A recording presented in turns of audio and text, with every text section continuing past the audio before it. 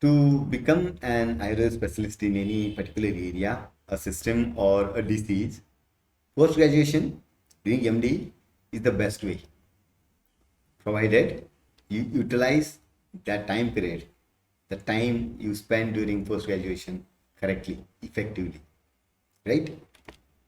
But can't a BMS graduate become specialist without doing post graduation, without doing MD? Actually, let us understand post graduation, how the post graduation was introduced in Ayurveda. Actually, in 1921 to between 22 23, the Madras Committee on Indigenous Systems of Medicine recommended post graduation teaching in Ayurveda. Right? It was in 1921 to 23. And in 1930, Madras, the government of Madras established the first postgraduate course in Indian medicine. It was called as Fellowship of Indian Medicine in 1930. Then in 1970, NIA, National Institute of Ayurveda, Jaipur, actually started the post-graduation, that is MD in Ayurveda, right? Now, the question is, who taught them? Who taught those postgraduates? किसने सिखाया ये जो भी post graduation में आए उनको किसने सिखाया?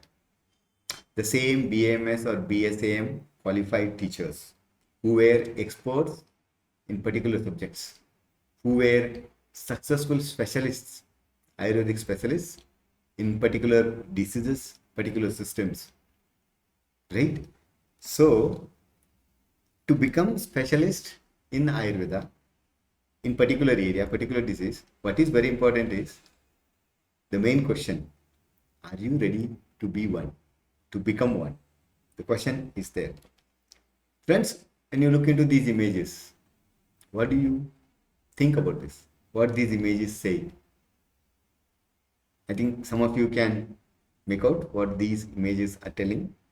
Actually, these are nothing but the foundation of something that the world never imagined, particularly the West never imagined. Yes, my dear friends, this is the way how Indian Space Research Organization launched its first satellite. The founding stones, the foundation of ISRO. Now you know what is ISRO. Chandrayaan, Mangalyaan. We are not only launching Indian satellites, we are launching the other countries' satellites, including the satellites of the West, who never thought and who never wanted Indians to be at that position, right?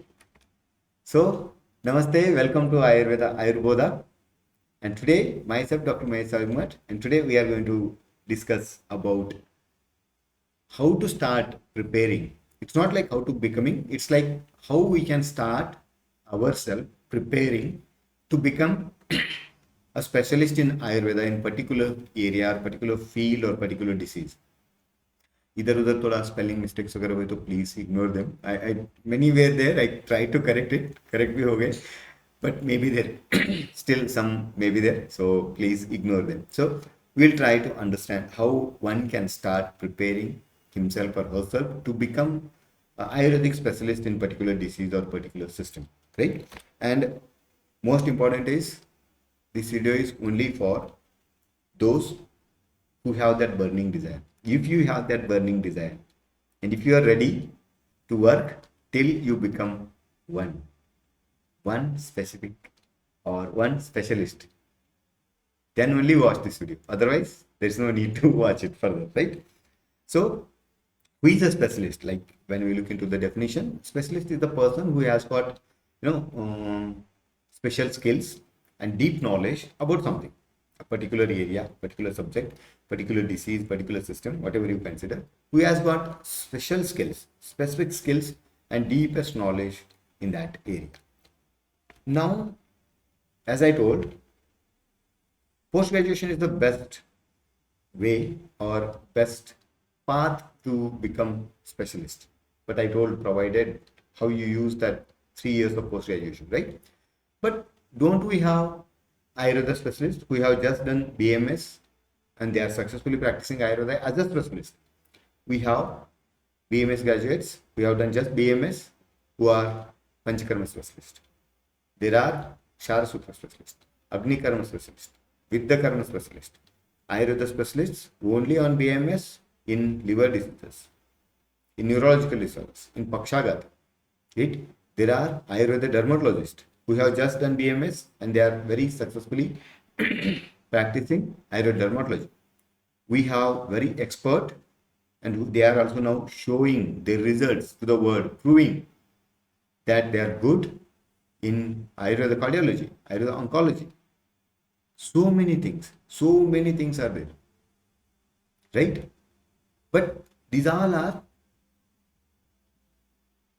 they all achieved this just with the foundation of BMS only.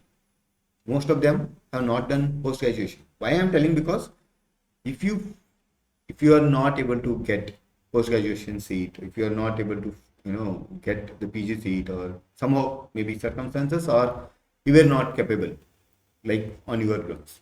So at that time you should not feel disappointed. There is always possibility. Where there is a will, there is a way, right? So that's why I am telling these things. So even if you want to become expert or specialist by doing post-graduation also, then also in a particular disease or particular area, which you might have thought, you got idea that I should become specialist in this and that, maybe by third year, sometimes maybe in the second BMS, or some of you might have joined Ayurveda with the dream of becoming a particular specialist in particular disease. Maybe you might have been influenced by somebody who is expert in particular disease or particular area in Ayurveda, or you have come across with some instances where you felt that I should become expert in this so that I can find a solution for this, right? वैसा भी हो सकता है. BMS में आने के बाद भी आपको स्पेशलिस्ट एरिया डिसाइड किया होगा, या आने से पहले भी किए होंगे, या नहीं किए, no problem, now you are going to do, right?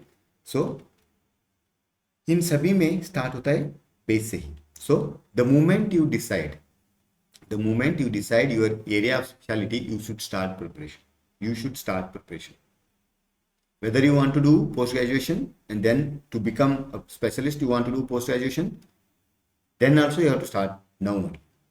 Because who knows, if circumstances, as I was telling, if you are not able to do, somehow you were not feasibility and all, you were not able to do post graduation, then also your dream of becoming specialist in particular disease or particular area should be accomplished, should be reached. That is why you should start preparation now only. So to become a specialist, actually every day, this is my feeling, how I feel like this may work. Every day you have to dedicate half an hour, 30 minutes to 60 minutes, not more than that. That 30 minutes or 60 minutes of a day should be dedicated towards gaining knowledge and skills about your dream specialty, right? Think now, you have decided now 30 minutes or 60 minutes per day. Now how to plan those 30 minutes or 60 minutes, right? We'll see that one. The first is, you should decide. If you are not yet decided what specialty you should practice, if you want to practice, no problem, openly anything you can practice. But if you want to practice any specialty, now you should decide what is your dream specialty. Try to just make out probably where you are going to practice. The place, area where you are going to, you may be practicing in future, sometimes may change due to circumstances, and then dedicate 30 minutes to 60 minutes per day, consistently for 6 days a week, not 7 days, right? So what I feel, how you have to plan, right? You can divide those 6 days. I told you 1 day holiday is essential, right? Essential. Holiday is very important, right? Those 6 days, if you are starting, right, in the final year, at least 6 months to 1 year. If you are starting in second BMS or first BMS, no problem. Till you complete BMS, you keep on repeating that, right? Okay, if you are in final year, you can do this one, like 6 months to 1 year.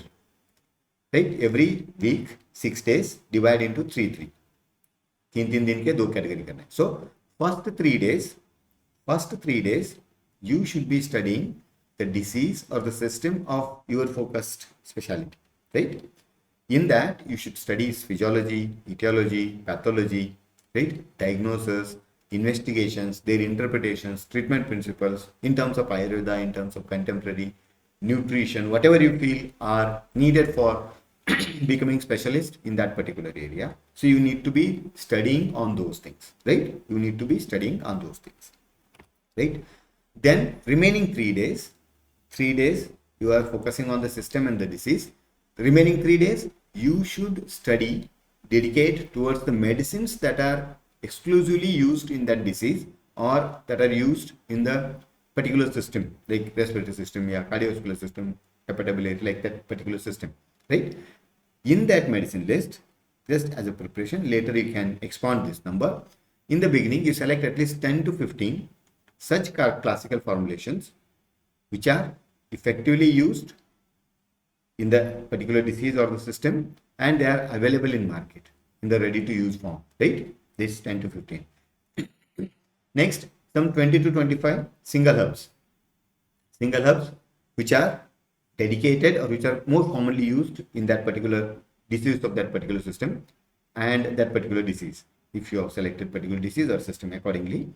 Such 20 or 25 drugs which are non-controversial, right? Which are economic, which are easily available and available throughout the year, and which have maximum indications and all.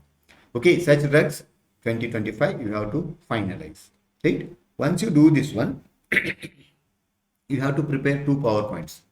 In one PowerPoint, you have to place the classical reference, shloka and all of the formulations and single herbs. One slide for one drug, one formulation, like that.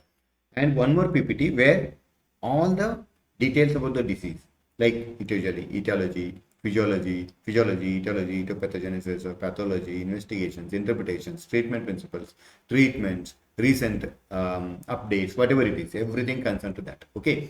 So other than that stipulated 30 minutes or 60 minutes a day of those particular 3 days for the formulations, 3 days for the disease, in between throughout the day, if you get any time where you feel that you are free, you don't have anything, you have even relaxed, you have, I'm not telling that it should be tight packed, you are, or entertainment, everything else so on, still you are getting some time, just go through the PowerPoint of that 3 days. If it is about disease, just go through that, read little bit about that disease.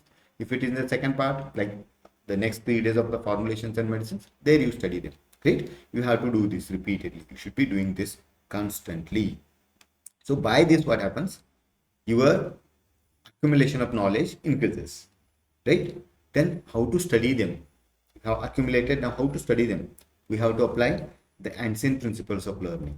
There are 4 stages of learning. It's called as the Aditi, Bodha, Acharana and Prachara, right? The first step is Aditi. So whatever you study in Ayurveda about the disease, about the system, about the formulations, about the drugs, about its diagnosis, whatever it is, particularly in Ayurveda, you have to accept it as it is. In the beginning, you have to accept it as it is. You should not ask any questions. In the beginning, you are now getting yourself prepared for that. You are starting to understand that disease as system. First, you should accept it as it is. Once you start gaining the knowledge about that particular system or disease, then comes the next stage of Bodha, where you will start getting questions. You should start asking questions and then try to find answers for those questions. If you fail, if you feel that you are not getting satisfactory answers, then interact with the seniors, interact with the teachers, interact with the experts, interact with your favorite gurus, right? Then get those questions answered. Don't leave any question unanswered. Try to find solution for every question, right? Then gradually next stage comes the Acharana. So once you gain this knowledge, established the knowledge and everything, you become perfect, then start applying the knowledge of that particular system, those medicines and all in that particular area, in the minor conditions of that particular disease or that particular system. Then start observing the results, how your medicines are working, that patient interactions, what patients are feeling after taking medicines and all. They will again enrich your knowledge. They will teach you a lot. Right? By that again you can improvise your understanding. Right? Then gradually you should expand your scope. Gradually you should expand your scope. And then the main important last stage is whatever you gain knowledge, then start teaching that to your juniors. Start teaching that to next generation. So this will refine your knowledge about that specialty. Then you will become a very good, successful specialist in Ayurveda. Now, additional things. There are some things that are add-ons. The first is attend Ayurvedic clinics of your specialty, even modern clinics of your specialty, not for learning medicines, but for learning how to interact with the patients, how to do the examinations, how they are interpreting their lab reports and all to give prescribed medicines and all. That you should learn, right? Even Ayurveda clinics. Next is participate in the hands-on training sessions of your specialty, whatever specialty you want, like attend CMEs, conferences, particularly where knowledge sharing will be there, not just like somebody comes and does presentations and all, not like that. Where you feel that actually you are going to be benefited, such events you participate, then start networking and collaborating with the people who are already in that area. Great, you should start mixing with them, you should start communicating with them, you should start discussing with them. Gradually you start developing that network. Then the most important and the last one is invest time and money in upgrading your knowledge, skills, updating yourself. You need to invest time and money, right, to update yourself. And the foundation to become a specialist in irrespective of the subject, whether Ayurveda or not. First is never stop updating, upgrading your knowledge and skills. Second thing is never feel shy. Never feel shy to discuss your failures. Not with everyone. You should never feel shy to discuss your failures with those teachers, those experts, those seniors whom you feel will give you solution. Right? You should never hesitate to discuss those failures. If you hesitate today, one failure will become two will become four. Right? So instead of that, when something goes wrong, once you have failed, get all the possible things done to understand why, where, what went wrong that led to this failure. Right? So never be shy, never feel shy to discuss with your seniors, even juniors also, no problem. Right? Okay. The third, never try to over expand your scope. Right? Never try to over expand. अभी मैं ये कर सकता हूँ तो मैं ये भी करूँगा, नहीं. Never do like that. Always keep your practice within the range of your expertise, your knowledge and your skills. This will not only protect your reputation, and it will even protect you medical legally also. Right? Right. And most important is do not get distracted by early gains. कभी कभी होता है when you start specialty practice ना, think like it was my instance when I started practicing Ayurveda. In the beginning, I think almost for 6 months I never got a skin patient in my clinic because I was in a place where there were lots of dermatology clinics, modern homeopathy. It's a cluster of dermatology clinics. So there I started my clinic. For almost first 6 months there were no patients, but sometimes I used to get patients of Sandhivata, patients of some other diseases, GI disorders and all. They used to come, hey, Ayurveda clinic है ना, तो आप भी देख लो. So उस time पे I even was not making money from the clinic for paying the rent. Yet I used to refer those patients because I wanted people to recognize me as a dermatologist. अगर उस time पे मैंने सोचा होता अगर थोड़ा rent ही नहीं आ रहा है, थोड़ा सा तो पैसा आएगा, चलो इसको भी देख लेंगे, कल आज एक को देखेंगे, रिजल्ट आएगा, कल दूसरा लेके आएगा, तीसरा आएंगे, so your speciality will get dissolved. So if you actually want to become specialist, so don't get distracted by that early gains. Right? Okay. So if your dream, for example, if your dream is to become Ayurveda dermatologist, then I have a 50 hours course package, but it's not complete dermatology, to be very clear. In that 50 hours, 30 hours is exclusively on Ayurvedic management of psoriasis, and 20 hours is Ayurvedic management of allergic type of skin disease, right? So if you are interested, you can join, and there is a Ayurveda Day and Navratri special offer is also there. You can join the course at just 6,000 rupees. It is completely online. Lifetime access you will get. There will be periodic live sessions for question answer, and pre-recorded videos anytime, anywhere you can watch. Only thing is you need a mobile and internet, right? So if you want to join, you can. I have given the link in the description, and if you want more details also, my number is there. You can WhatsApp me or call me. The details are there in the description. So wish you all the best, and wish you all a very successful journey into becoming a specialist in a particular area as an Ayurvedic specialist of particular disease or particular system. Right? Wish you all the best. Keep working, keep learning, and thank you for watching. If you feel the video is good, you can like and you can share with your friends, and keep visiting our YouTube channel and Instagram, and see you again in some other video. Take care. Namaste.